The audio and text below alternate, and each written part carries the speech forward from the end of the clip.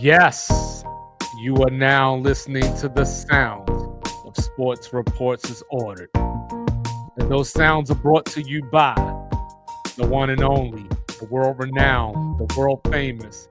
He was born in Texas, raised in BA, representing everything New Jerusalem. And he wants all of y'all to know. Absolutely. Even though golf was created in Scotland, it was the Atlantic City Country Club that came up with birdie and eagle. Jersey influencing everything. Stand up. He is Mr. Logical. Don't bring feelings to a fact fight. Don't do it. And then, of course, it is I, your unorthodox statistician, live to you, coming to you from the Alamo. I do believe in Joe Hendry. I go left so much that you thought I was southpaw. I go by the name of 2-5. And tonight, we're going to talk about some Ace Bailey, some NBA free agency. And are the Steelers going all in? Interesting. But do me a favor out there. Like, review, subscribe, share, rate, do all the free things. Do all the good things with a liquid death in your hand. Let's get to it. So, Mr. Logical. Your Ace Bailey finally made it on site. I was a little touch and go for a while. I was a little nervous for him. Right. So, it was interesting because, he had his list of destinations that nobody knew. I'm guessing maybe the teams themselves knew, but it sounds like he would have been okay going to Washington. He would have been okay going to Washington Brooklyn. and New Orleans and Brooklyn. Well, yeah, those were the three that allegedly he was okay with going to, but he didn't want to go to Philadelphia. He didn't want to go to Charlotte. So my question more or less is, did he just do it wrong? Yeah, pretty much. Like he didn't have the leverage he thought he did. He wasn't player of the year. They didn't make a deep NCAA tournament run. He wasn't in conversations alongside Cooper Flag for who's going to go number one. So I just felt like I think he just overplayed his card looking at the surrounding talent. Right. About all the guys who went back to school, how this year was like the lowest number of guys who actually, submitted documentation that they wanted to be in the draft. I just felt like he looked around. People want to say he's getting bad advice. I don't know that to be factual. I haven't heard his agent come out and say anything. I went to his agent's page. He looks like he's a businessman, entrepreneur that's been building this, I believe it's called Lifestyle Sports Brand or Lifestyle Brand for a few years now via his social media page. I went to his Instagram page. So it looks like this guy's trying to build on something. We always talk about the Black community. You know what? We should bring home our players and build up and have people inside the community that help these guys get out of the community, so forth and so on. He's the father of a WNBA player and another NBA player. So I think he had a great idea. It's just that I believe Ace Bailey was his proverbial ace in the hole, pardon the pun. And that was going to put him on put his lifestyle brand company on the map. Because if I went through his Instagram page, his pictures probably way back to 2021, 2022, when Ace was in high school and doing his different tournaments. Like he was going to be his guy that was going to launch the whole company into this space, the way LeBron did it for Clutch. LeBron's already in the league, but that kind of that meteoric rise, I think that was going to come from Ace Bailey. And I think this kind of overplayed their hand. Luckily, he is in a sport where having a guy that's 6'7", 6'8", 6'9", that can score the rock, they'll ignore some of the people around him. And of course, when he gets to Utah, they'll put him around other people. Maybe they'll try to pull him away from his agent, whatever the case may be. Or maybe he'll just get out there and enjoy it. Like I say, you and I love it. But we're not, 19-year-old NBA stars or 22-year-old NBA stars. so they might not view it the same way. So I hope he goes out there and balls out, but he's gonna get the most opportunities. He's not have to share the ball, didn't have to share the spotlight. Utah fans gonna love him. They still love Boozer. They still love Darren Williams, even though Darren Williams got Jerry Sloan fired. Like they got statues of Karl Malone everywhere. I mean, so it was like Yeah. people buying their cars from Stockton Malone Toyota Even though he was on his R. tonight, Kelly shit.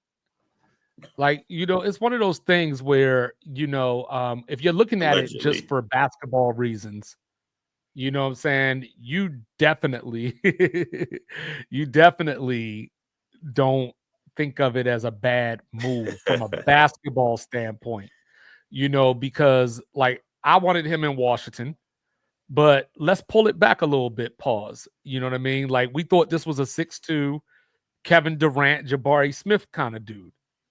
You know what I'm saying? We find out he's 6'7.5". So now your fear is like, 6'10". is he Carmelo? You know what I'm saying? And not that that's a bad thing per se, but obviously the game passed that type of player by. So when you go down to 6'7" or so, you're in here with the rest of these guys. You're in here with the SGAs, like you're in here with your own teammate, you know what I'm saying? Dylan Harper. So you don't stand out anymore as you did when we thought that you were 6'10". So then he comes in. So then he comes around and he's like, "Hey, I don't want to go to Philly. I don't want to go to this team." So why doesn't he want to go to Philly? Because they got too many mouths to feed. If you look up and down Right. that roster, there's just a lot of dudes on that roster that need to score, that needs the ball in their hand, all that kind of stuff. So I understand why you wouldn't want to go there. Why you want to go to New Orleans? No idea. Why you want Just to you go to want the ball. Brooklyn? Why you want to go to Brooklyn? Okay, because you will get the ball and you're familiar since you went to Rutgers. So True. you've But like I kind of said, been I think the agent was kind of also building this black owned agency brand, and that is an area where you can capitalize on it. If you're in Brooklyn, you could probably capitalize on the basketball talent out of New York City, or just the location of being in New York City. New Orleans, you have, if you want to recruit football players, being in Louisiana and down south, that bolsters the brand. NIL deals for guys going to LSU. And what was the other place? Washington. yeah, Washington, Washington. Yep. Maryland, DC is a very black, heavily black populated and influential area. Like there's a lot of people in DC, Maryland, that area that are black with money, with power, with influence. So you figure you rub elbows with those people, that also propels your brand. Going to Utah will not launch his brand with the black community. Just not a big enough community there. But if he's trying to find athletes, if he's trying to get NIL deals, if he's trying to still build his I'm talking about he being the agent, there's still talent there. You just it won't be the same talent that you think you were planning on recruiting out of these other locations. Right. And no, I don't think Tyrese Maxey's getting traded. You got McCain coming off an injury. Eric Gordon's probably the odd man out. There's already been rumors that they're trying to gauge the interest for Paul George. What's his name? Grimes, Quentin Grimes is a restricted free agent. So with him, they at least have the choice of we can match what somebody offers, or they could just let him walk if it's obscene or whatever. But also back to Ace Bailey, I think that you just have to ingratiate yourself to the city that you got drafted in. So when we hear Walter Clayton's already on the plane and is headed that way. Ace was supposed to be on this plane, but he's not. You know what I'm Allegedly. saying? So whatever, those fans, might feel a certain way about initially, he's got nobody to blame but himself. And I think what happened in this situation to some degree, just to a little bit of degree, I think they were looking for sympathy on some, hey, like, these, we always hear about Eli Manning, and how he tried to get out of going to San Diego and all that. So people Yo, try to that make these draft equations. day photo was probably by far the saddest draft day photo I've ever I seen. know. Remember the Eli when he was holding up Yep. the Chargers jersey? Yep. And I couldn't imagine being that disappointed being a and that's number the one other pick thing that Ace overall. Bailey messed up on is because you weren't the consensus number one draft pick. Like Cooper Flag could have probably got away or got not as much criticism as Ace got, but the difference would have been is if it was Cooper Flag, people would have just defaulted to they didn't criticize the white boy. You know what I'm saying? It's like, no, he's just the consensus number one overall pick, and you got a little bit more leeway when you're in that position. Whereas, you know what I'm saying, Ace Bailey, they didn't want Ace to be the bad guy, Mike. Ace wanted to be the bad guy, or his team wanted him to be the bad guy, because this is all stuff that Ace put into motion. There wasn't this thing where teams were like, hey, I don't know how I feel about Ace Bailey. Like, even though we know that he's like uber talented, teams Yeah, weren't like turning if him down. teams weren't That bringing was him in for him. 2 and 3, 4 workouts and still not giving him like, hey, we feel like we're going to take you at 2 or 3 or 4. It was, rumor has it, allegedly he didn't do the interviews or the workouts for They said any he of the worked team. out for one team, and it was a day or two before the draft, and we still don't even know who that team is. So he did this to himself, because it's one thing, right? Everybody has a preference. Everybody has a city that they would love to go to, or whatever the case may be. So you made it so okay, it's like, hey, I don't want to go to Philly. Okay, you don't want to go to Philly. No, he was like, I don't want to go to Philly. I don't want to go to Charlotte. I don't want to go. Like, he was just giving you the whole list of teams that were in that range. So basically, to get me, you got to get a trade. And oh, Utah, by the way, if you select me, you might have to trade my rights, or you might have to like he did all The this. the internet journalists were just going ape because I saw one that said the Lakers are the number one uh odds team to land Ace Bailey if Utah trades him. I'm like, it is Thursday morning, like the draft. Like I think like the draft, it was like Friday morning. Like the draft just happened. Like no one's trading the guy just because he didn't show up one day. Like calm down, people. Like I said, I've been neck deep in these sports groups for like the last week, and it's like it's upsetting, but it is what it is. Like I said, I like that he showed up. I like the answer he gave at the press conference. Let's see. Hold up, real Um, quick, Raph. Hold on. Let me say yeah. this real quick. But Mike, but to your point though, yes, he did go number 5. He did stay in the lottery, but he also cost himself about 9.5 million. Just from being number 3 to number 5 is a 9.5 million decrease. So See, so that's we what I'm can't saying. we So I can't wouldn't talk want to go about to it. Utah. Why? Like, no one knows why they don't want to go to Utah other than there's a bunch of white people there. Because let's keep it a bean. It's like 16 teams in the NBA that aren't winning. 4 of them just Anything. happen to get into the play-in. They just stumble their way into the play-in. So there's about 12 teams that are trying to win. Of that 12, 5 to 6 really have a shot. So the only way you get an opportunity to win is get the players in. I know people who go down to Oklahoma for training because of air crew training. They tell me there's not much out there. There ain't. But if you go there with Shea, J Dub, the other J Dub, you draft Chet, you bring in a good coach. Now, those guys drove through Oklahoma City on buses that said 2025 NBA champions. Right. It just, you have to go there. You can't just, the fact that people think this is NBA 2K, it's not realistic. You're not going to just be like, oh, I want to go there because they look like they're building something. I'm going to fit right in. Yeah, you might go there and get 16 minutes. Now you're upset because you're not getting any run. Like when you went there with 2 guys that already play your position.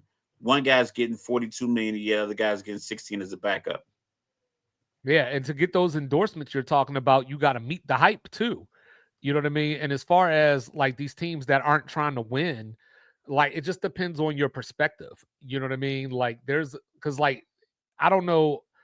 I guess at the end of I mean, everywhere is racist if that's what it is. You know what I mean? Like everywhere. Like, even if he went to Philly, you don't think he's going to deal with some of those South Jersey dudes? You don't think that if he went to Washington, he's going to deal with those like Northern VA dudes?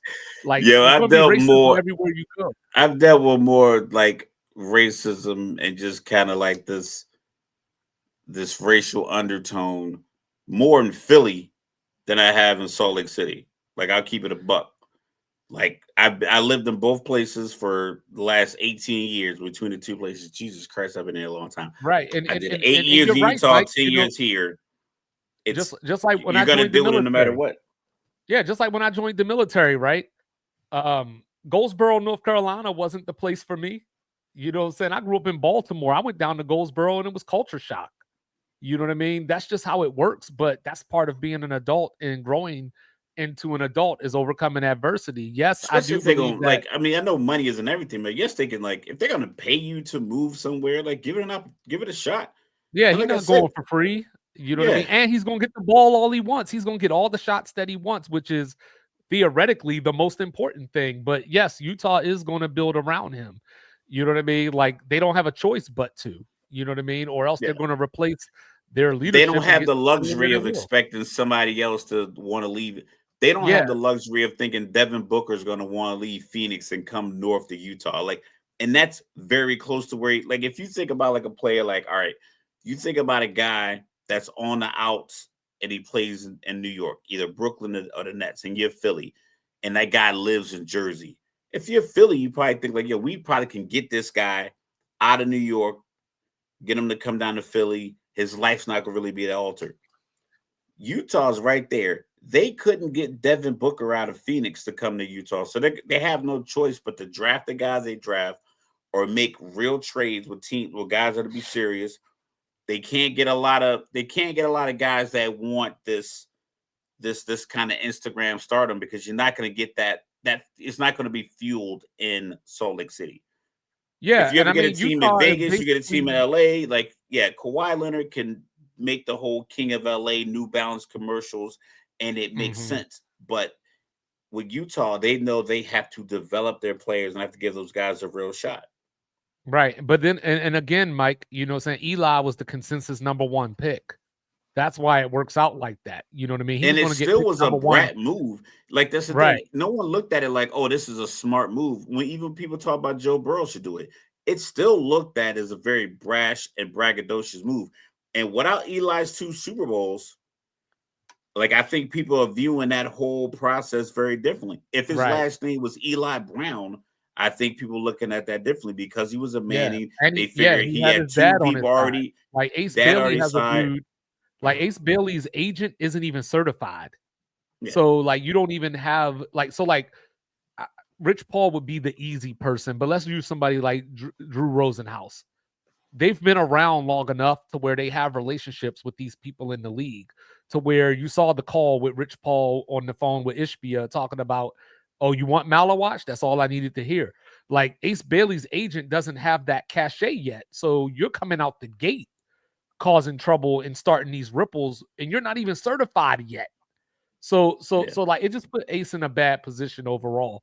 But anyway, I'm happy with Trey Johnson to Washington. You know, I didn't know what was going to happen after Ace went to Utah, but I'm glad that Trey was still there. But Mr. Logical, call me crazy. Call me crazy.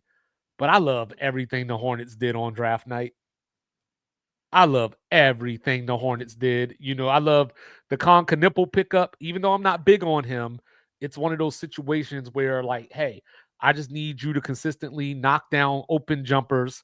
I don't need you to come in here and try to be the savior. But what is there like I said, I'm trying to walk in this light of positivity instead of just shitting on teams' moves.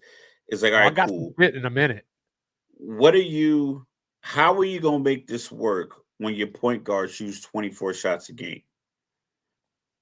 Like he only. because I don't need you to come in here. I don't need you to shoot 24 shots. Like I just need But you. I'm saying the guy I who need you has to the get a ball in his hand doesn't give the ball up.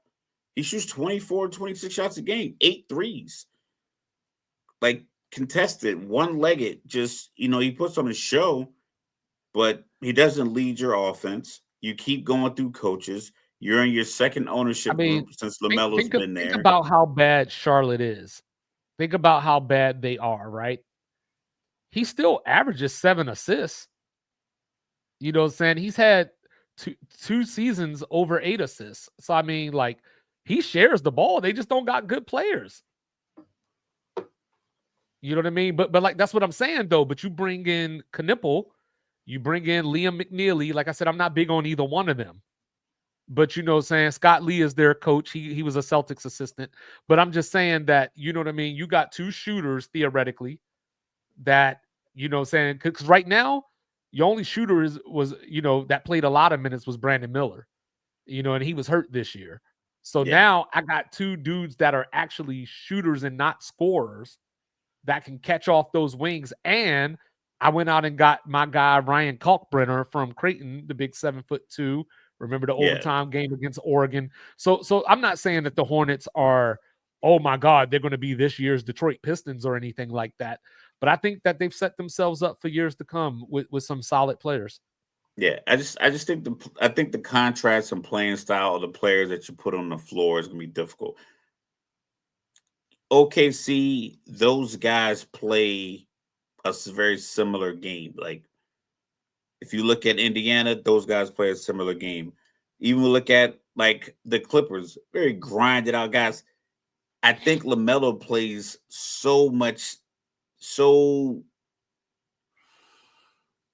I want to say inconsistent, but it's like consistently like showtime, and that doesn't lead to winning.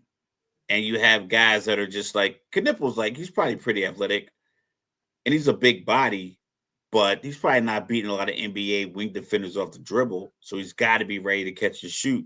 Mm-hmm. If he's out there and Melo just pulling up step back 1 foot threes, and he's not getting into a groove, and he ends up like Dalton Connect, where it's like, yo, y'all not putting me in position for me to do the thing that I could do, and then you try to trade, So it's like, and I think that's what Ace Bates was like. Yo, I don't want to go to a team where you guys don't deploy me properly, and now I'm unemployed because you guys didn't do your part.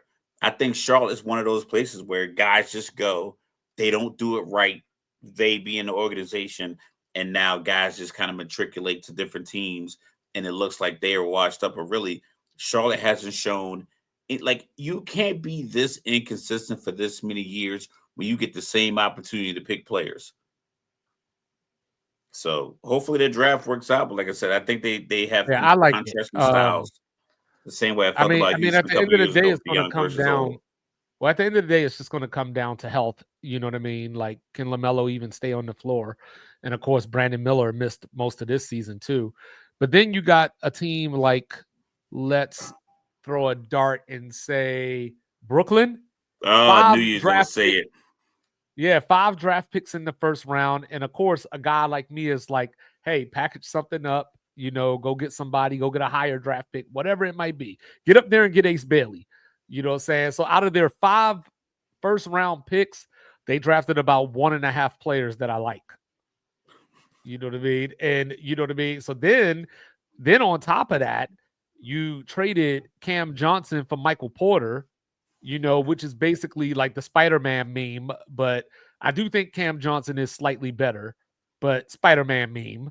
You know what I mean? Correct. So I don't even know what That could be direction. one of those things where it's like you get him in a new environment. He has the championship. He has the ring. He has like the understanding of like the grind to play 100+ basketball games in a year, multiple years, and maybe just to change the scenery. Like I said, he was playing the last series, with a hurt shoulder. He couldn't lift his arm up, Right, so he right. definitely was grinding out. But maybe you get to Brooklyn and he gets his opportunity to shine. Like I said, we talk about the East. The East off the rip has three teams.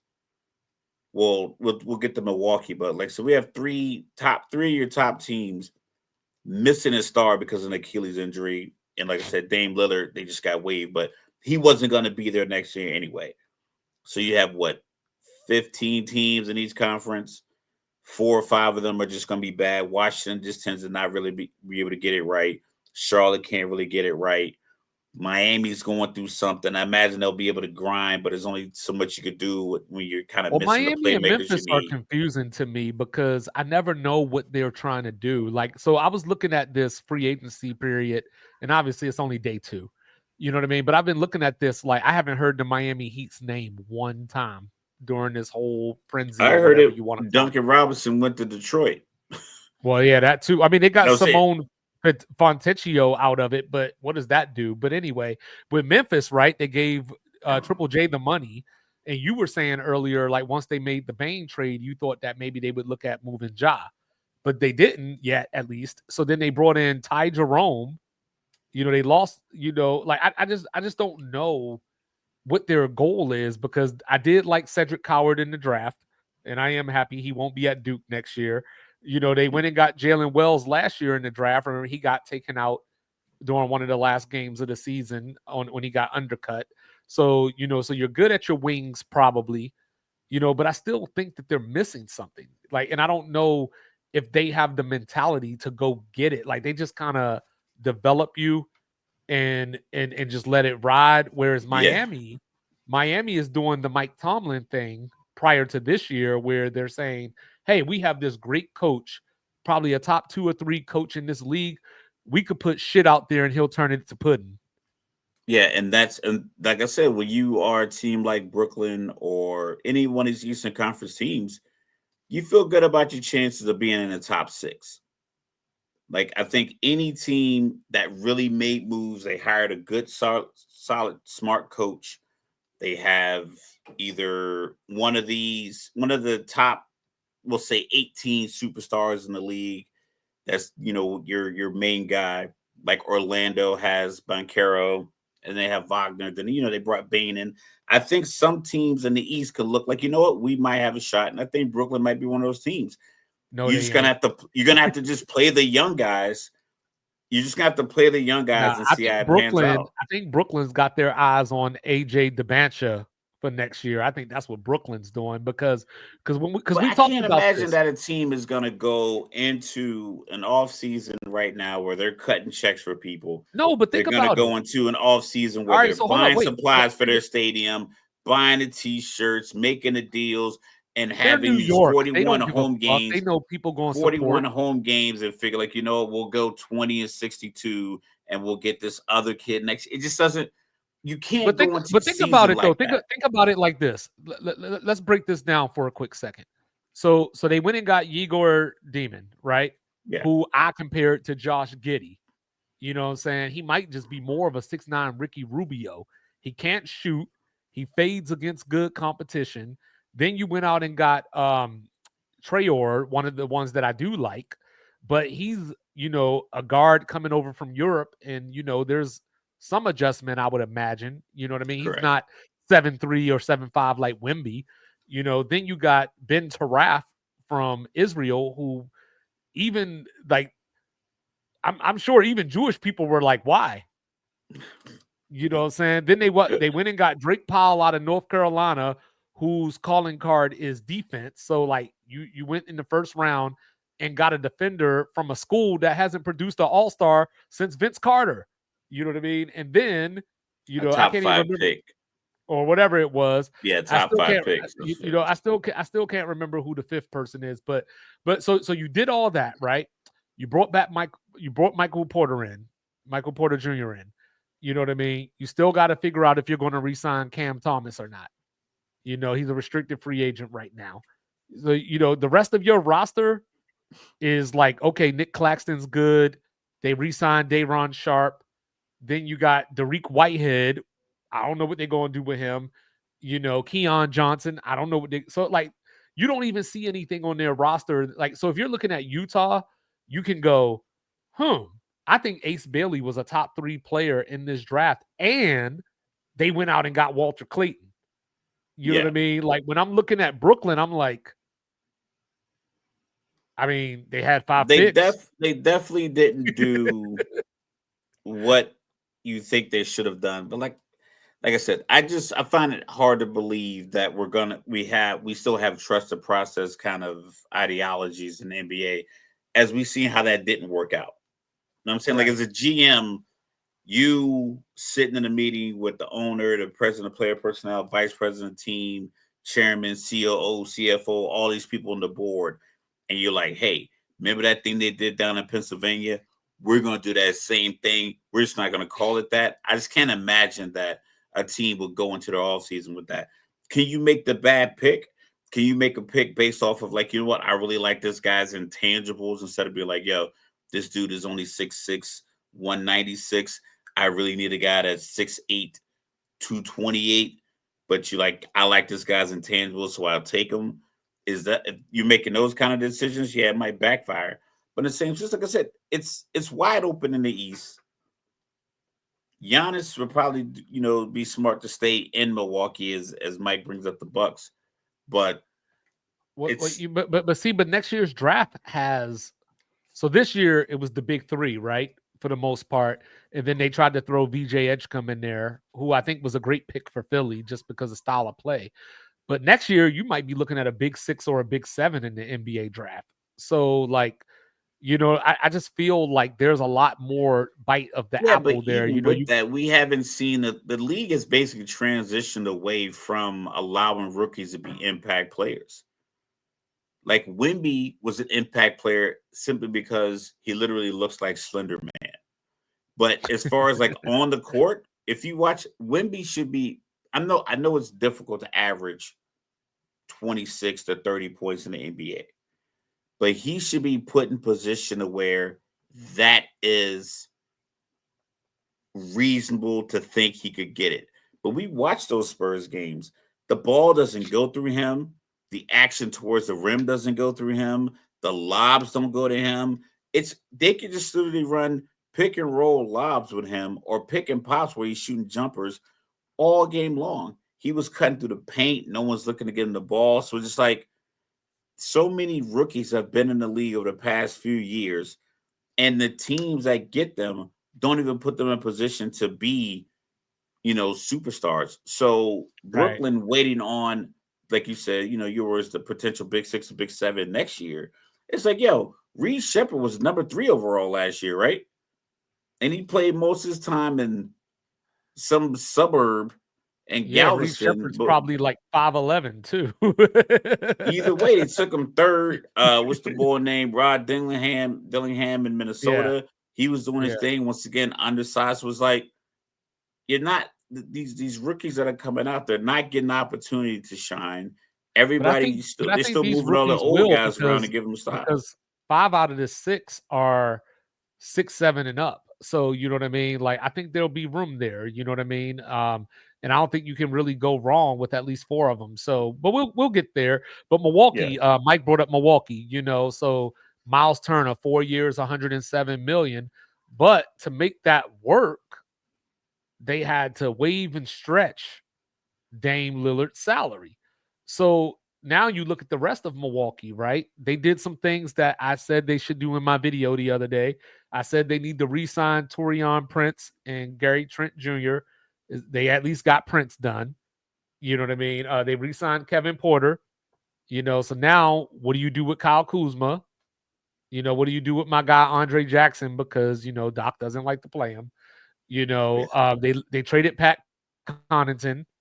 yeah. Trade him to Charlotte. So I don't know. So I don't know if Milwaukee is anywhere closer today than they were when the season ended. I don't like I said. I don't believe they're closer either. But I don't know if there's moves that definitively move you closer, and other than Oh, and they working brought with back what Bobby you Portis currently too. have. Yeah. Mhm. Working with what you currently have and you add a couple pieces. I don't know how happy or unhappy Giannis is, but if he's good with Miles Turner being there and he's upset about Dame, you let him vent to you about the Dame situation. You explain to him how it works. And I think you can run it back. They are probably the only Eastern Conference team with the superstar that the other teams in the Eastern Conference are truly concerned with taking over games in a matchup. I know Jalen Brunson's a really good player. I don't think the other 14 teams are thinking like, oh man, Jalen Brunson's really can really put the team on his back. I know people love Donovan Mitchell. I'm not sure if he just kind of spreads this fear and ferocity throughout the Eastern Conference teams. Giannis is probably the only player that's going to play 60 to 75 games. So, like, that many games, get the ball a lot and be the centerpiece of the team. And people say, back in the day when LeBron was running his 8 in a row or the East this week, the East, unfortunately, is just injured. It's injured. and some of them don't have coaches, and then some of them have aspirations that are pretty high.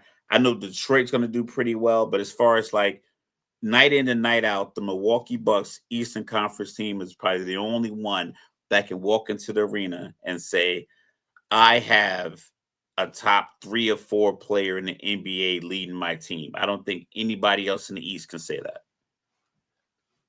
Yeah, so they got Bobby Portis. I don't care about Gary Harris. You know what I mean? They lost Brooke Lopez to the Clippers. So there's your Miles Turner upgrade. So, but from there, I just don't know. They need more. So like, and I don't even think it's I don't think necessarily they a do though. I I think they don't think do. they I think need they I more. think they need people that you can rely on. You know what I mean? You can't rely on Kuzma at this stage. You know what I mean? Kevin Porter He is a good does player. play like he's learning how to play basketball sometimes. Yeah. It just Like feels like, yo, dog, why didn't you just set that a good hard screen and then roll to the basket? Like, why are you in the corner waiting on a three with 2 seconds left on the shot clock? Like, get to the cup. Like, what are you doing? yeah.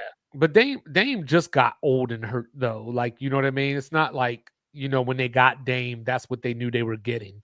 You know what I mean? And even right now, there's teams waiting in line apparently for Yeah. Dame. But I think that Kuzma's the big issue. Are they going to bring? Well, you know what, Mike? They waived Ryan Rollins. They waived him today. You know what I mean? Then you got you need at least to get Gary Trent Jr. back because him and Torian Prince were both two of the best shooters in the NBA this year, and that's why I thought that they should bring those back because we always talk about this. Like how do you build a LeBron team? You just let him penetrate and kick it out to the shooters. How do you build a Giannis team? Kick it out to the shooters. So same thing. You know what I mean? That's why Kuzma doesn't fit because one, he doesn't shoot good enough. Two, he doesn't take smart enough shots. So I just don't know as of today. Obviously, we still got a whole free agency period and trades and all that to go through. But as Yes. we sit here today, what I'm saying, I think that Milwaukee's worse. You know what I mean? And we'll just have to see how that plays out. But Right. you know, um, we were going to talk about New Orleans for a quick second because I was upset that they traded up 10 spots to get Derek Queen, which I don't have a problem with them getting Derek Queen. I like Derek Queen. But to trade up 10 spots The, the and the Atlanta thing where you just give up your first round pick when yeah, you could you have gave like up your first you round probably could pick. have negotiated a little bit better. And the thing about that pick, that the only reason I'm upset about that pick, if it was just a regular pick, so be it. But the reason that I'm upset about that pick is because it's the worst, or I guess it would be the better draft position between their pick and Milwaukee's pick next year. So theoretically, you could have So this Atlanta. 25-26 season. Yes. Okay. Yeah. So next year they can, what's the word I'm looking for? Yeah, he could play Mike, but he can't play no defense. Like y'all always looking at things through this offensive lens. Like there's two sides of the ball. Yeah. Um, you know what I mean? But Atlanta could end up with the number one draft pick, even if they make an Eastern Conference Finals run or something like that, because New But Orleans is that's still going to be predicated bad. on Milwaukee being terrible, correct? What possibly, but I think New Orleans is going to be bad enough though. That's the thing because if you're looking at New Orleans right now, right? They got Jordan Poole. They got DeJounte Murray, who's coming off of a ACL or an Achilles. You Yeah, got Achilles. Zion, who never plays anyway. You know what I mean? You went out and got a center today that I can't think of right now, but they went out and got Kevon Looney. They went out and got Kevon Looney today. Yeah. You know what I mean? Like they're talking about potentially trading one of, Trey Murphy or Herb Jones. So when I'm looking at New Orleans, and I don't even know if Willie Green is basically a lame duck at this point. So if you're the Hornets, can I trust you to win more than 32 games? And that might even be generous depending on how many games Zion plays. So the pick that they would have got would have been whatever was the highest pick between them and Milwaukee. So now Atlanta Okay. gets that. You know what I mean? So that's what I'm saying. So Okay. even if Atlanta were to make the Eastern Conference Finals, The And Hornet, I mean, the Pelicans could be bad enough that Atlanta could still get a top 3 pick. And that's why I feel like you don't give that up, because you're not a team in a position right now. Like if they were a middling team, like say they were Memphis, you could look at Memphis and say, hey, you know what? That team might win 43 to 48 games or something like that. yeah. Like that pick doesn't matter so much. You know what I mean? But like we're talking about you and your sorry asses. You know what I'm saying? Like you ain't winning those games to make that pick not matter in that way. I don't know if the Bucks will be terrible, but I don't think that they're going to be that good. Like I think that I could see a 43 and 39 or something along those lines, just based off how they're set up right now. I'll change my mind once we see the final roster, but just sitting here right now, that's how I feel. Like right here, right now, I don't know if New Orleans So wins they're 30 games. 82 games. They're 82 game season. How many are they playing in the East? About 50? So Something like that? Because I think you play a couple against the you play Western the West teams. twice. Yeah, you play the West That's twice, so that's 30 20, games. 30 So games. 52 games. So 52 games against the East. We're looking at Chicago. Is Chicago improving? Or are they going to set back? The Well, Raptors. Chicago lost Lonzo. That's what I'm saying. So it's like Chicago, Toronto. Toronto looks like they're making advancements. The Toronto's Pacers are building a probably going to take a roster. I step just don't back. like it. I just don't like their roster, but they're building it. Pacers are taking a step back. I think the Cavaliers are probably going to get squeezed for one or two of their role players because of the type of season that those guys had playing, 10, 11 Well, guys. And allegedly, people right watching, now, neither seeing like Garland how or the Allen. NBA finals, But yeah, as how of the right now, NBA neither finals Garland went. or Allen are on the table. Yeah, playing 8 or 9, 10 guys seems to be the new consensus for coaches. We know it's a copycat league, NFL. We talk about all the time, that cliche phrase, but I could see the Bucks having a really good season and that pick not really factoring in. The problem with New Orleans is that your best ability is availability, and they're kind of banking on guys coming back from injury and then Zion just staying healthy. I don't know. I don't know what's causing his injuries because they say, "Oh, he's up to this weight," but it's like when you see him play, he's explosive enough. He's above the rim. He doesn't rebound well, but on the break, you can tell he still has a lot of bounce. I can't imagine him having that much bounce while simultaneously being out of shape. So I'm not sure what's causing his injuries. Like, is he always pulling a And then hamstring? they Is it drafted a point guard that can't shoot, throw which them I do chesty like bounce that player. Like passes? he's like I'm not a big person on Jeremiah Fears. I think he has the ability to become a star at some point, but I think of him more in that Westbrook mold than like a Chris Paul or like a somebody along those lines that's deadly efficient or whatever the case may be. So I don't know how good they're going to be next year. And like I said, I don't even know if Willie Green makes it through the season, to be honest with you. But that's just me. That's just me. And then of course Toronto got rid of Masai Ujiri, a They've move been that kind of hanging that shocked a lot carrot of on the people. front of the treadmill for a long time. I thought they were going to get rid of him 2 years ago. Well, indulge me for a second All right. because I know a lot of people are going to do the whole like, no, I didn't say that, Mike. It's just about the odds, though. Like, what I'm saying? Like the worst record, the odds. That's all. Yeah. You know what I mean? So this is since 2014. These are the first round picks that Masai Ujiri has made. Bruno Caboclo, Okay. DeLon Wright, Jakob Pertl, Just Pascal signed a deal. Siakam, Yep. OG Anunoby, Malachi Flynn, Scotty Barnes, Grady Dick, Jacoby Walter, and bootleg Julius Randle this year. So like there's a lot of mixed review there. And then, when you really look at it, Well, they were they don't even have also that. a 50 plus win team for a long time. So they Definitely, were getting definitely. your 17th overall pick. Is like, you're Yeah, not going to guess get what? The too many Bulls blue got Jimmy chips. Butler at 30.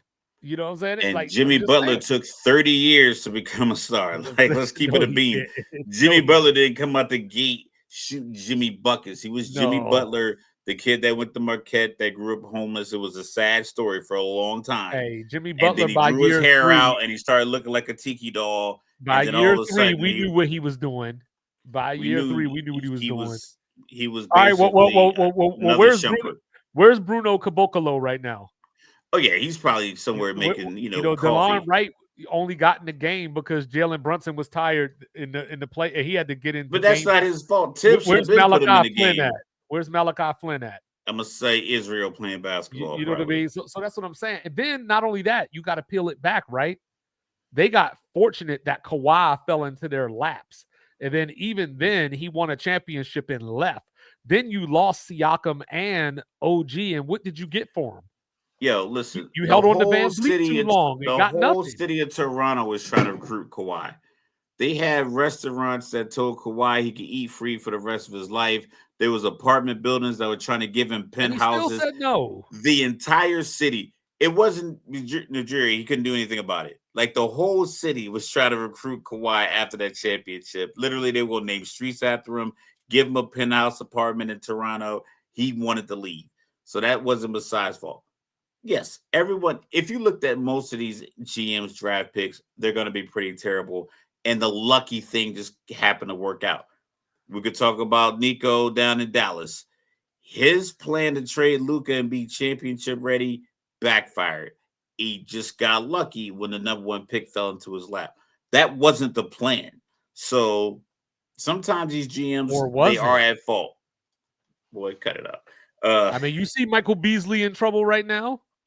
Or Malik Beasley, my bad, Mike Beasley. Well, you saw what's the boy name that just Terry Rozier. Rozier. He was just bad. He just was out there playing bad.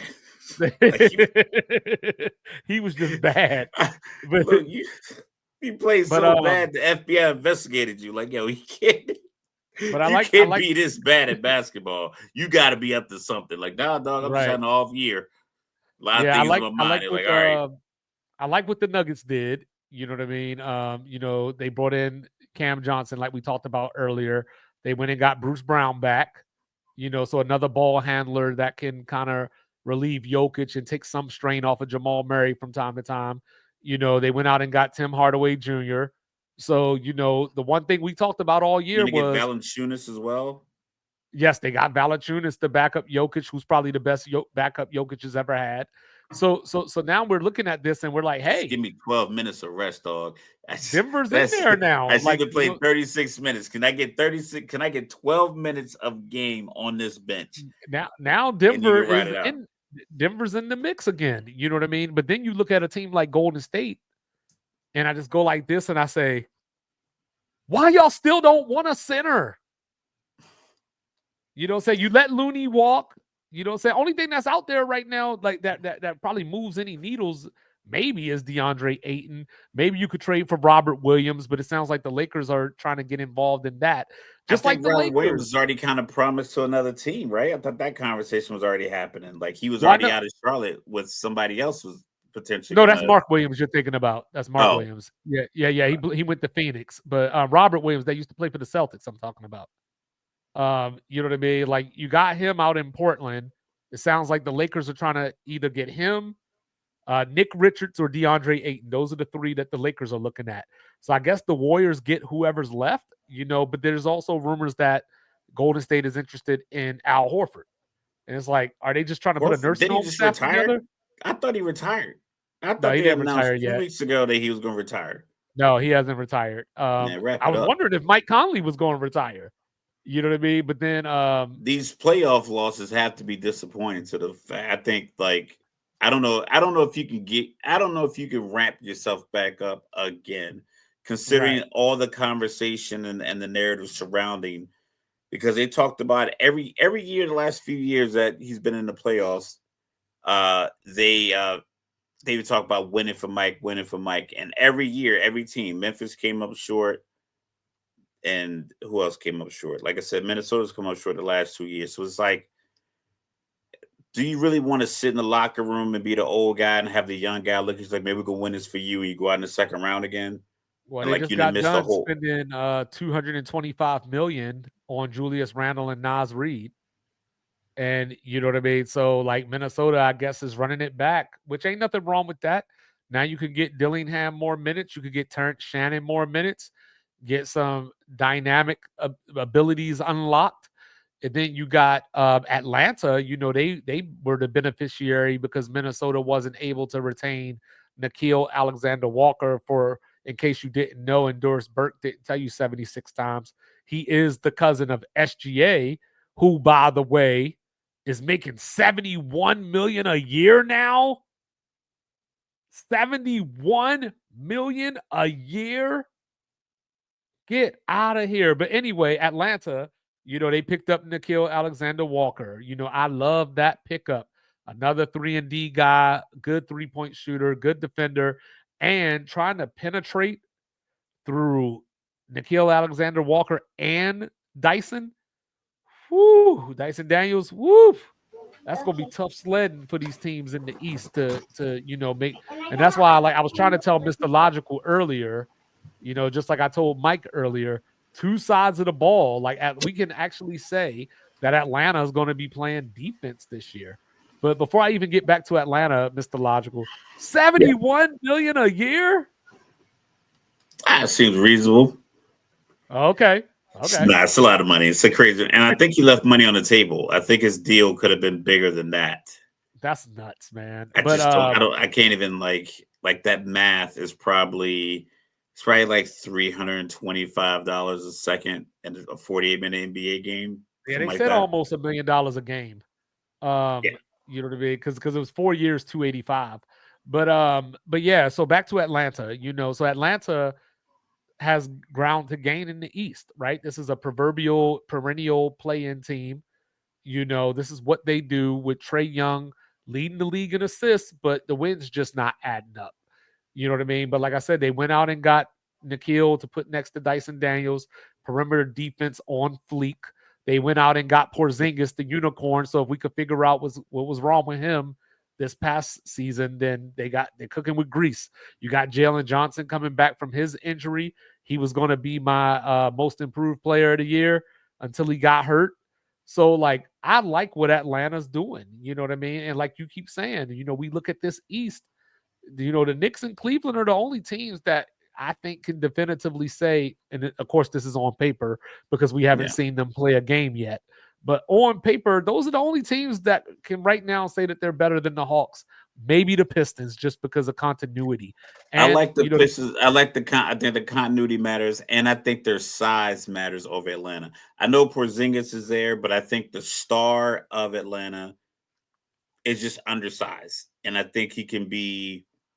I want to say exploited, but it's just I don't know how much energy you can have when you are 6 foot 6'1" and you're game 88, 89 of the season because you're in the playoffs and you're battling when you're just battling through these bigger defenders because so when it boils down to it, they're gonna figure out what your weakness is.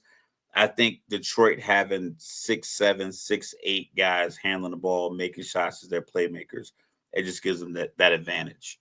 yeah, they went out and got Duncan Robinson, like we said earlier. They went out and got Karis LeVert. So I don't know if Karis LeVert makes Jaden Ivey redundant or not, but just another ball handler, but a guy that shoots way too much probably. But Yeah. so I don't like them losing Tim At Hardaway least you had Jr. two of those guys. You can see who's on and who's Right, off.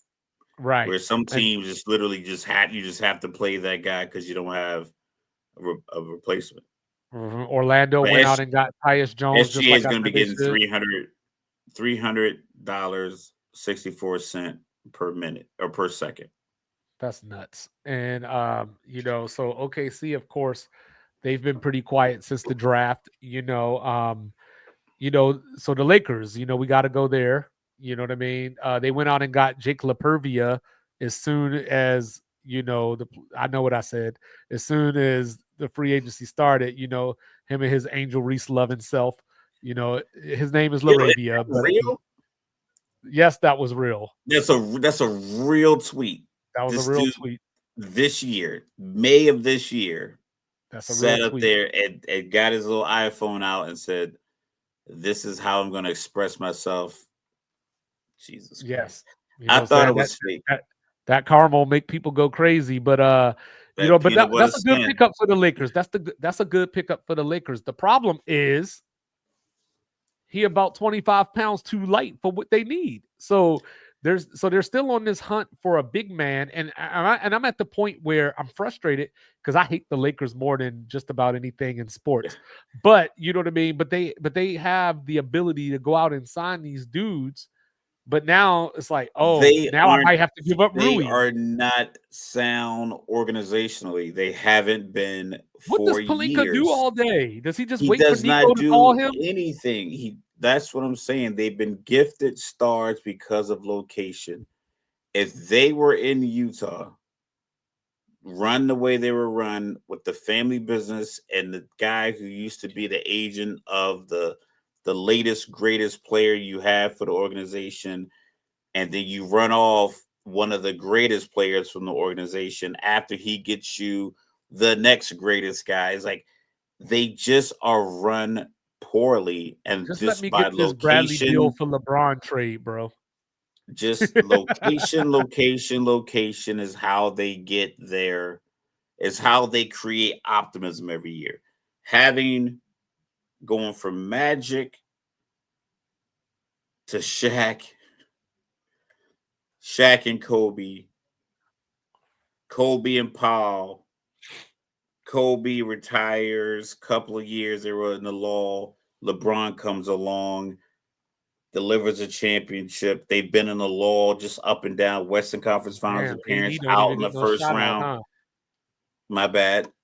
With AD, apologies. And then you move AD, you get Luca. Now you have Luca and LeBron, and it's like So do you think this LeBron to you have Dallas all thing this makes any stuff. sense? No, I don't think any of it makes any sense. All I think it is that everybody needs to generate conversation, and the person that they use is the face of the NBA, and it's LeBron James. There's no reason if I'm Dallas to bring LeBron in and have him stunt Cooper Flag. I got What to about think Golden like State? Golden State. He Trade doesn't Jimmy play the way Butler? he doesn't play the way we need. He plays well with Steph because I think he recognizes that Steph is dope, but he plays well with Steph in All-Star games and during the Olympic stuff. And I think that's enough. That's, we give it a few warm-up, tune-up games, some practices, some time together. I think he respects the way all these guys play, but when it boils down to it, he plays a very particular brand of basketball, and I think he could adjust, but you're not going to get him to adjust offensively, and then he'd be like this juggernaut defensively just because Father Time is undefeated. Jimmy Butler's a few years younger. You imagine that he probably has a few more energy boost defensively than LeBron has. And like the guy is gonna be 41. Like let's not, like everyone's saying this is an excuse. Like this is a fact. 41, you've been playing basketball for 20, we get it, 25 years of his life at this level where it's like all Right, eyes on me since you're 15. It's just right. gonna run out. They just need to figure out a way what big can we get in here? What role players can we get in here to play the role while we let Luca take the transition? Because, like I said, I think LeBron is good with Luca because him and Luca play the same way. Luca, I imagine, wouldn't mind standing in the corner and taking a break for a couple of possessions offensively, and then coming back and playing some defense just the same way LeBron would. And I think they're still both dynamic enough that you can't take a defender off of them. You still got to have your better defenders on each one of them when they're on the floor. So the Lakers just need to operate like, listen, we just need to get some people in here that can create plays for themselves, and a guy that maybe could defend the rim, and a big that could maybe stretch the floor. But if the guy doesn't shoot threes, dog, that's fine. Just rebound and kick it out to Gabe Vincent, and maybe he won't go 1 for 11 every single night when he gets an opportunity to shoot 11 All right. shots. Well, last one before we move on. How are we feeling? Because I know we were kind of both down on the whole. Yeah, Kevin Durant ain't taking y'all over the top. Now they done went out and got Clint Capella. So that gets some more front court depth. Talking about trading Cam Whitmore. A week later, how do we feel about the Rockets now? I still feel the same way because we don't know if Kevin Durant's gonna play 60 games. Okay. So like that's the kicker. If he's gonna say he say the expectation is in conversation they got going on, hey, KD is gonna play between 60 and 62 games. Then that means, in my opinion, based on the way their team is kind of built offensively, Mm-hmm. if he's gonna go, you gotta go 45-17 in the 62 games that he plays. Okay. Because I think in those remaining 20,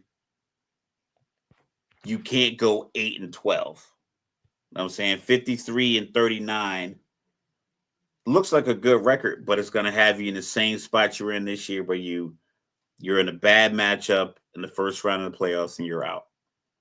So if he can play, if he gets you 70 games, I think they're good to go. But if based on recent history, he's only giving you about 60 games, you got to get 40 to 42 of those games if he's only going to give you 60.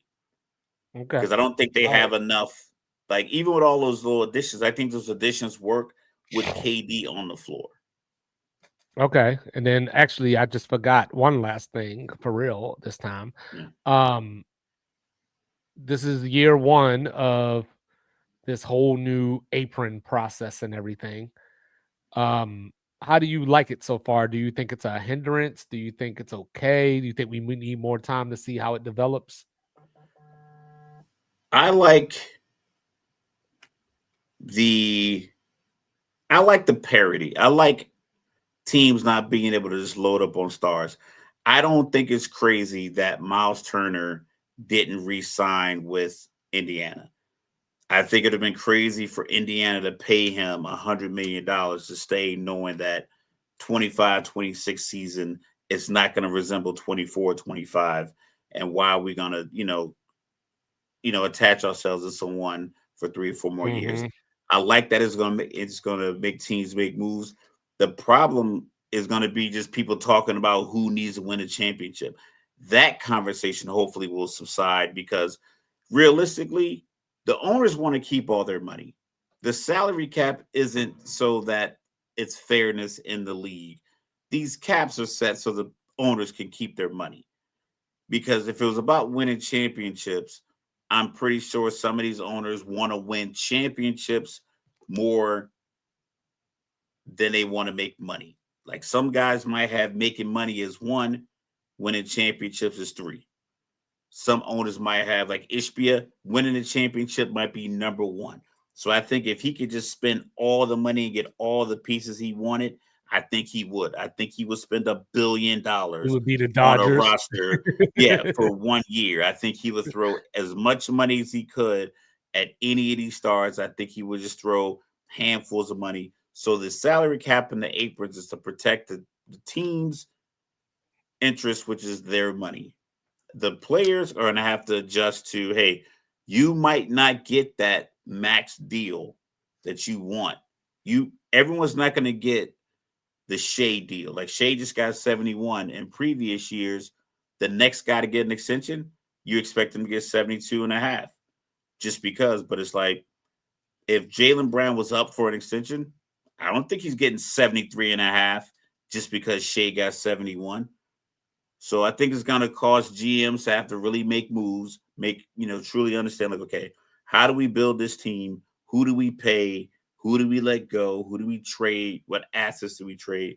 So it's going to be a little bit more entertaining. Like I said, I'm just glad you can't just buy the big, a big three or a big four and just run the ball out there and try to win a championship. I like it. See, I think the NBA is chasing something that they don't need, and that's not realistic. I think that the NBA looks at, to some degree, they look at the popularity of the NFL, for example, and we always talk about it. You could have a Cleveland Carolina Super Bowl, and we're going to be front and center on that couch Yeah, watching that game with yo, no we complaints. eating You, chicken you know, wings, drinking whiskey. yeah. Absolutely. Whereas now, we saw what just happened with this last finals, the outcry from the public and the lack of people watching it, so on and so forth. So I think the NBA is chasing that parity that you spoke of, But Yeah. the NBA does better when they don't have the parity. They You know what I'm saying? The so you're problem saying is that they need the Chicago Lakers, yes, Boston and repeat. and how do you get that? It goes back to what we said a few weeks ago. You just gotta market. You just got to market because OKC ain't going nowhere. So like now's the time to. I'm not saying they're going to win 3 in a row, 4 in a row, but but this is the time where Shea he was on Good Morning America. Good, what I'm saying you keep putting his face out there. You got the 12 people Rockets. saw that. Yeah, you got the Rockets now. With Kevin Durant. Now I need to see more Amen Thompson or saying in different places, different spots. I need to see if you're looking at a team like the Hawks, right? They just went out Adam and got these. Silver was doing a podcast tour the week after the finals before the draft. He was on Jeff Teague's podcast. Yeah. So like I think that would help. I know Roger Goodell doesn't normally do. I know he does like ESPN stuff. I think a couple of times he was on like Monday night with the Mannies when they're doing their little basement stuff. Right. And obviously he talks during the draft. But like football, like we talk about, football is so popular. Every town in America right now has a couple of dads going through equipment lockers, making sure all the helmets and shoulder pads are good because it can be issuing them out to kids here in about 3 weeks when football practice starts. So that's the thing that America has just ingrained and ingratiated itself to football.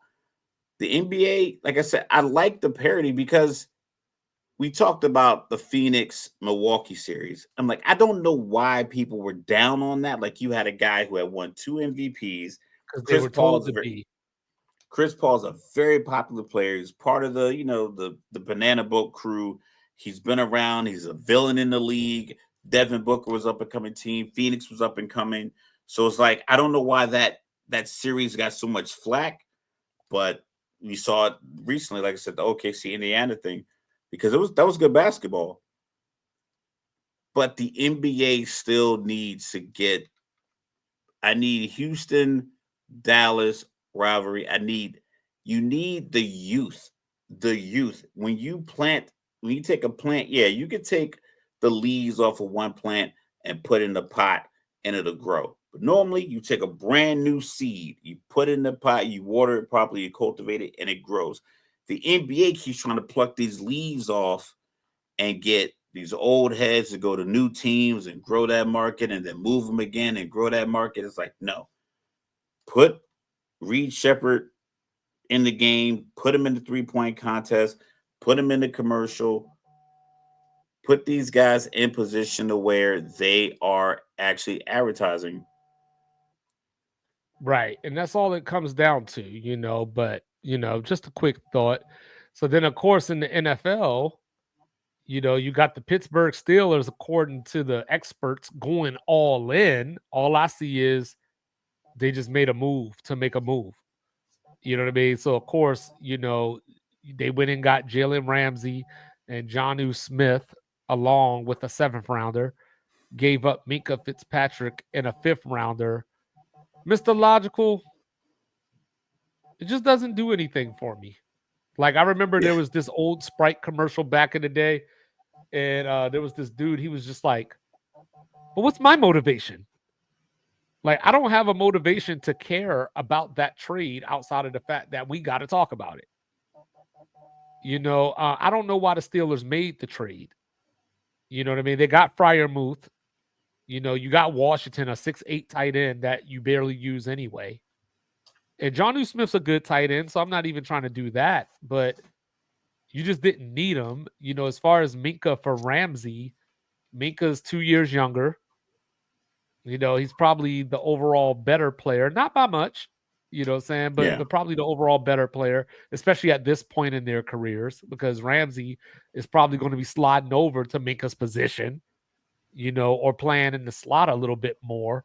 So I Yeah. don't see this as hey, the Steelers are going all in. I just see it as the Steelers haven't been making moves. They made a few moves and they just wanted to make some more. I think the Justin Fields, Russell Wilson move last year was like, okay, let's try something new because they were essentially running it back with the same construct every year. And then even in the draft this year, we thought they were going to take Shador, and they ended up just taking a defensive lineman, which works because that's what they do is they take defensive linemen, they take linebackers, and they make that work. So on the offensive side of the ball, like I was having a conversation with an individual in one of the podcasts. He was talking about prime Aaron Rodgers is better than Mahomes. I'm like, I get it. Like he had a great run, but he's a bit of a front runner because see when he's not in the lead going into the fourth, he rarely comes back. So it's Right. like I don't it's Pittsburgh is gonna probably get you the lead. I think he'll do well, but I'm not sure if he really moves the needle. Trust me. And with Arthur Smith, I was as a Falcons fan, I was there for 3 years. It just doesn't seem like that is a marriage that's gonna work because we saw how he treated Robert Sala. Hmm. It's like if you don't align with me on the schematics, I'ma just deviate. Because he's a bit of like I said, he's a bit, and like I said, he probably knows more about football than I'll ever learn. But in the same sense, the results don't match up to this expectation that people have that Pittsburgh is going to be like this next greatest thing. Right. Well, I was looking at their schedule. You know what I mean? And like, we're not doing our preview show right now. You know what I mean? But just for the sake of conversation, I was looking at their schedule, and realistically speaking, I don't see how they don't go 5-0 to start. Unless Justin Fields is that revenge hungry that he's gonna do things that we've never seen him do before. I don't think that they lose that game, the Steelers. I think that they beat up Sam Darnold. They go after Drake May. They take out JJ McCarthy. They beat Cleveland, and then you could be looking at a 5-0 team that still finishes 10-7. But I don't think we can classify the Steelers as going all in because outside of grabbing DK Metcalf, I don't know who they grabbed that just stands out in a way that thinks over the top. Because even if you want to roll with Aaron Rodgers is one of the best quarterbacks we ever seen, and he absolutely is, he hasn't been that for about 3 or 4 years now. You know what I mean? And with that Steelers offensive line, he doesn't have the mobility anymore to just get out of the pocket the way that he used to. Because some of his Arthur best work, Smith is not going to call good plays. It's well, that that simple. too, He that does too, not call good plays. We have he, 4 years of sample size to show that that too, he has not called good plays ever since the play action with Derrick Henry and Ryan Tannehill has gone away. He has been subpar, and Aaron's not going to like it. He's not, and Aaron's not going to throw on 3rd and 7. If it's not there, he's going to throw it out of bounds, put the defense back on the field. He's going to be on the sideline upset because so and so isn't open. DK is right. going to be upset. He's not getting the ball. I And just then feel like then there's you going to got be more drama than and then you people want. got they lost Najee Harris. So Jalen Warren should get some more snaps, who I like a lot. He's electric, but he ain't that type of back. And then they went and got Caleb Johnson out of Iowa, who's Derrick Henry size, but Derrick Henry, he is not. They got Kenneth Gainwell from the Eagles. They got Trey Sermon.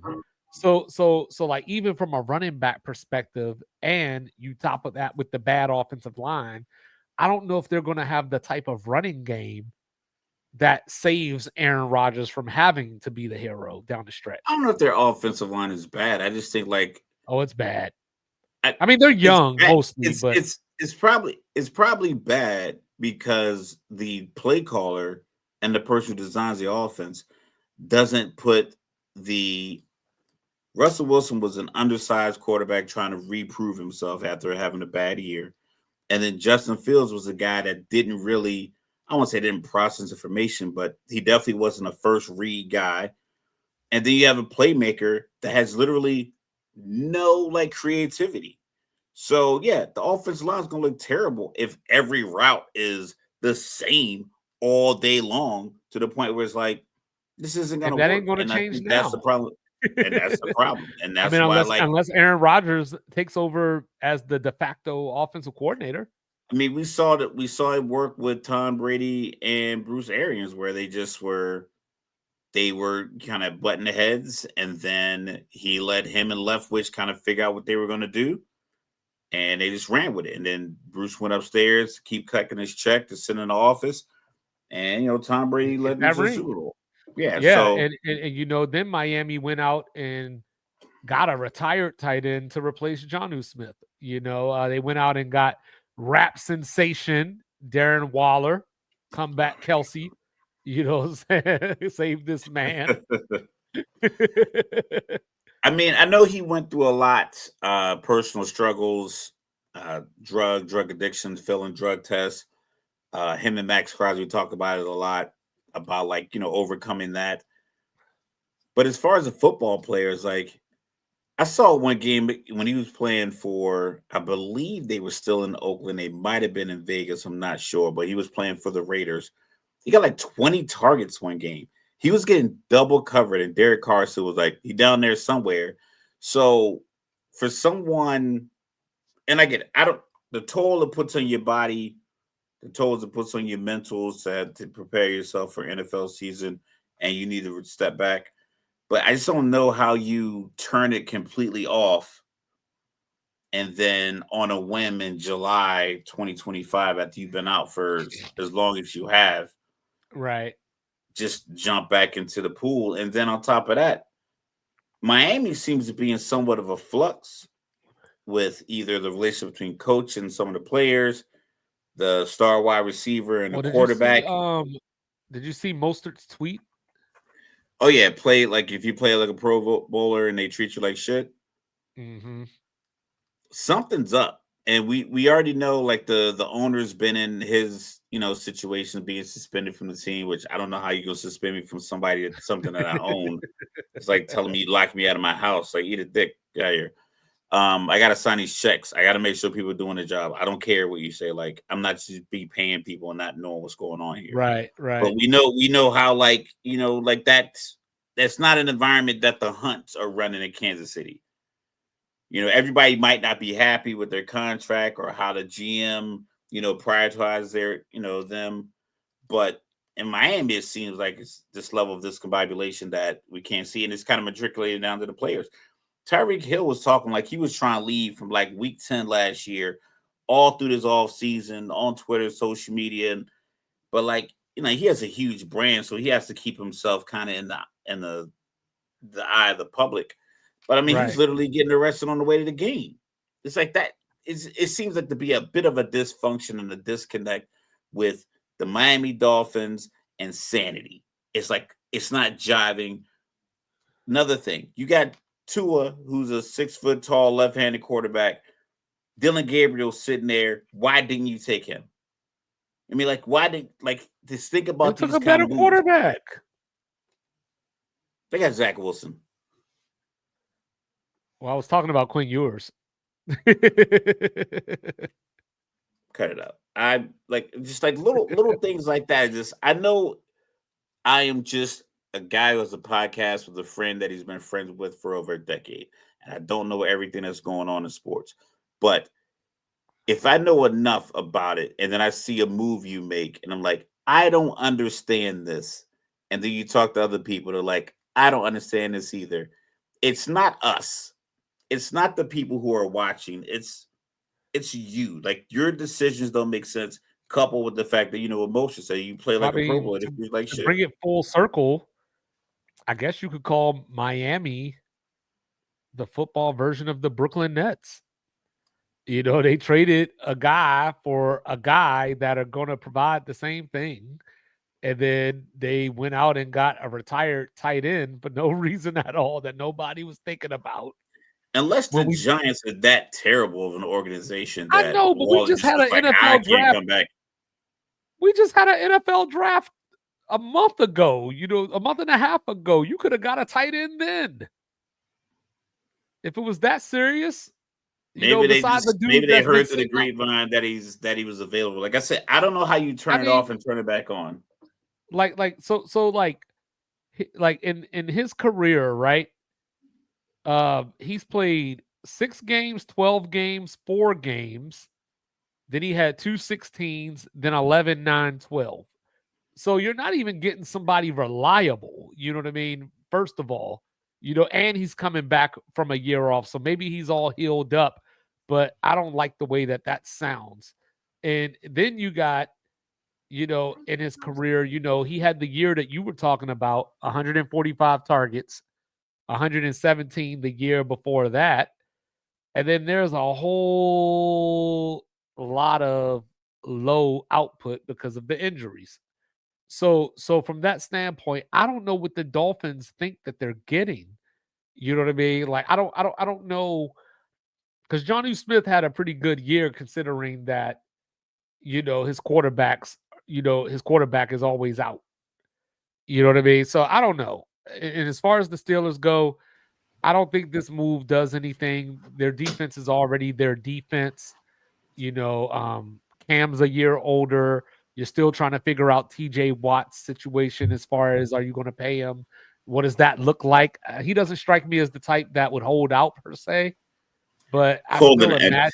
holding out does nothing for the player. I think they get fined like $50,000 a day. It's the Yeah. worst negotiation tactic in the history Well, of it's like my guy. negotiation. I got a guy that works at Safeway, aka Slaveway, and like all these stores in Colorado are just walking out, and I was like, so what's the penalty for this? They ain't just letting you leave. It's like $350 a day, is the fine. So it's like, well, y'all better Just win. yeah, Y'all quit. better win. Yeah, it doesn't seem fair. Like I said,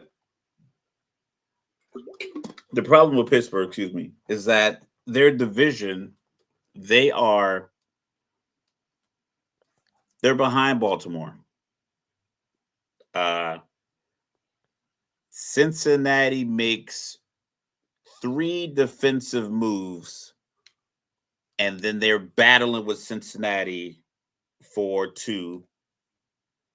Cleveland is Cleveland, but Cleveland does load up well defensively.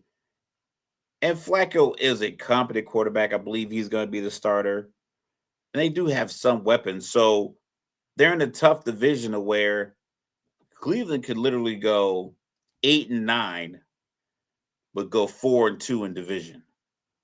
Right. It's like they're that kind of team where, like, no, it doesn't matter how they play against everybody else, against each other, they can just be a different team. So Right. the Steelers making all these moves, it can look like it didn't work simply because the competition you have to go up against. So that's the problem. And like I said, we knew for some reason there's a lot of conversation with Mike Tomlin on the hot seat over the last couple of years. You've been kind of cooking that stove up. This is a kind of off season that gets him potentially removed if he gives him another 10-7 year Are in you the first round misrepresenting exit. me like that? Yo, you were cooking it up. You I ain't had got Mike Tomlin on the hot seat. yo, No, I said that Mike Tomlin should walk away. I didn't say they should fire him. I'm saying that he should get fed up with their bullshit and he should leave. Now, yeah. now McDermott, on the other hand, Oh yeah, you got him I got him in the fryer in right now. Like, purgatory. bro, if I don't even, I'm blaming everything on McDermott. They like, yo, James Cook trying to sell his house. That's McDermott, even though it's the front office. It's Yeah. McDermott. You know what I'm saying? Like, look, all I'm saying is, bro, They don't if have if enough we if we Gatorade get cups on the sideline. That's McDermott's fault. Now all I'm everybody saying is, thirsty. if we get to January this year or in 2026, if we get to January and these fools lose to Kansas City again, I don't want to hear nothing from none of y'all. Listen, we're not making predictions, but that matchup, it can't happen. It can't happen, right? It It has to cannot happen. happen. It has to. They cannot lose to Kansas Bro, you City remember again. what I brought? You remember the analogy I brought up It last year? has to be mathematically impossible. You, Where's you, Neil deGrasse Tyson to break this down? There's no way a team that matches up this many times in the playoffs over this span of time hey, to you be you this remember, equally talented. Like it's not like it was years where bro? they didn't have the talent match up and they were getting the pieces and still losing. It's like they are equal. They were up You remember 4. the analogy They I were up brought up 3 going with into that? 13 seconds left 3 years ago. Like, it can't be that far off. You remember the analogy I brought up before the playoff game last year? What's that? I said, this is Jordan trying to get through the Pistons. You know what I mean? But realistically, if they play again this year, it might be Jerry West trying to get through the damn Celtics. Yeah, but eventually he got through. It didn't take 5 different playoff runs. It took a couple. You went through. Hey, it took You and your Jerry guy West got like 8 years, bro. you and your guy got bigger and stronger in the gym, and then you came back, and then you had him walking up the court early, and then you won your championship. It just it has to be an anomaly if they match up with Kansas City again and lose. Hell, same thing for Baltimore. You can't be at home for a playoff game and lose it again. Like, Yeah, you just can't. it sucks because these guys all got drafted the same year, and we should be kind of rejoicing in this thing that the NBA will love. The NBA will love to have 4 guys that were drafted in 2021 competing for these final 4 spots in the playoffs every year. They would kill for that scenario. The NFL's got guys from 2018. Hell, throw Baker in there. There's a lot of Baker for MVP stuff. So the NFL still had, for a couple of years, Brady, Roethlisberger was still around. You still had Drew Brees for a couple of years. Then you had Aaron Rodgers. Then you still had the young guns. You had your Mahomes, Allens, Lamar, taking over Flacco's spot. Like, all these kind of these transitions. But now you have Aaron Rodgers is kind of on the outskirts by himself as the proverbial old head. Matthew Stafford's getting up there, but I don't think Matthew ever really had the same amount of pressure. But the Steelers, Aaron Rodgers marriage, it has to work. The problem is the only year I could really think of where Aaron Rodgers really came through when they were like in the down bad, like they really needed a great run, was the year where he spelled relax in the locker room. Right. I felt like that year he kind of took it game by game, and they went on a streak 5 or 6 games and then making the playoffs. But for the most part, I don't really get a lot of those kind of moments. And like I said, I don't believe the marriage between him and Arthur Smith is going to be beneficial. So all right. Last question to get us out of here. All right. Yes, true or false? Aaron Rodgers is better than Drew Brees. I'm gonna say it's Oh, there's a tough. lot of thinking going on over It's there. it's it's tough because I gotta look at, because I watched a lot of New Orleans games because of the Falcons. I've seen a Right, lot of right, those right, right, games right. where 3rd and 8, even not even like clutch moments, just like first first quarter, 9 minutes to go, it's their first drive, 3rd and 8, and he drops back the pass. I'm like, this is gonna be completed. I just felt like that so much. Right. Uh I don't know. That's a tough question. I know people are gonna look at stats, but each one of them have astronomical stats. I know Aaron Right, right, has the right. touchdown interception ratio, and I believe the passer rating, but I just feel like I I don't see as many clutch throws and like comeback moments for Aaron. I know he has a lot of Hail Marys. Yeah, I was about to say you ain't fucking with the Hail Marys. I know, like, the Hail Marys are dope. It's just I It's just just feel crazy like, though because all this stuff that we've been saying about him, his teams have lost 8 playoff games that the offense has put up at least 30. That's bananas to really yeah, think that's about. yeah.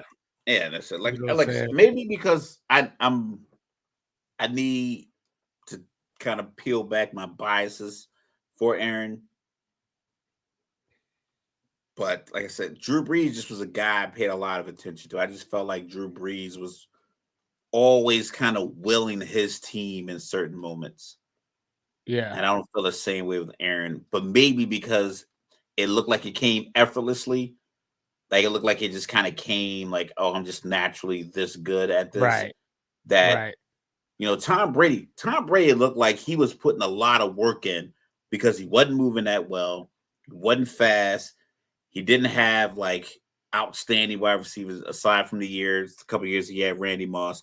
It just felt like he was always putting in a lot of work to make 24 and 27 points for New England Right. happen. I just feel like Right. some years with Aaron, he would get 30 because they just had the weapons, but like maybe these guys were weapons because they had the ultimate weapon thrown on the ball. So I think that's something that I have to like really look at and really digest, not just look at the stats, but like really think back through to all the years of Okay. NFC football that I've watched. All right. Well, on that note, folks, we will be back on Friday. You know what I'm saying? Some more NBA free agency going on. We're getting closer and closer to football preview season. It's about that time. Man, we are Lock far off. in. We got other stuff going on. I know everybody's so concerned Hey, with talking about football. hey, Every once in a bro. while, if a All trade I happens, know is we got basketball, we got baseball still, we got All I know WNBA. is on July 31st, we got the Hall of Fame game. That's what I know. But I That do is know as well, crazy. hey, how about those That's the earliest I've ever seen that game. how about I was looking at them standings earlier, right? Blue Jays and Rays only a game behind the Yankees. You know what I'm saying? It's heating up in Aaron the Judge American is League East. hitting 364 with 28 home runs. Ain't that some shit? You know what I mean? Like, speaking of which, one guess real quick. Do you know, or at least as of yesterday, I didn't look today, who was tied with the Dodgers for the best record in baseball? One guess. Milwaukee. The Detroit Tigers.